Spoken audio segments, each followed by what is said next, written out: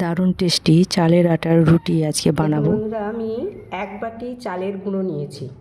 এটা আতপ চালের গুঁড়ো, মেশিনেই কোটা। আমি 1 বাটি চালের গুঁড়ো নিয়েছি।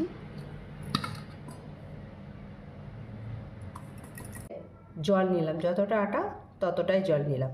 আমি কড়াতে দিয়ে দিলাম জল। করে চাল গুঁড়ো নিয়েছিলাম, তার হাফ বাটি ময়দা নিচ্ছি। ময়দা দিলে চালের যে রুটিগুলো হবে সেগুলো খুব একটা শক্ত হয় না, বেশ নরম হয়। তাই জন্য একটু ময়দা দিলে খুব ভালো হয়। আচ্ছা, আমি যেহেতু ময়দা এতটা দিয়েছি, হাফ বাটির মতো, আমি হাফ বাটির মতো জলও এতে একটু অ্যাড করে দিলাম। জলটা ফুটতে শুরু করেছে।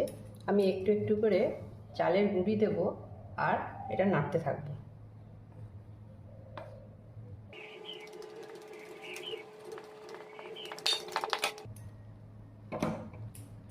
গ্যাস কিন্তু বন্ধ করলে চলবে না, গ্যাসটা স্লোতে রেখে দেবো।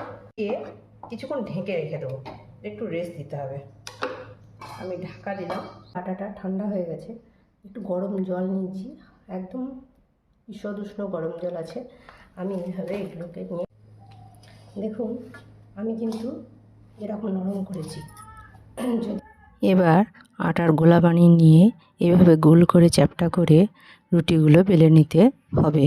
এবার আস্তে আস্তে উল্টে পাল্টে রুটিগুলো তাওয়াতে সেঁকে নিতে হবে। তৈরি আমাদের গরম গরম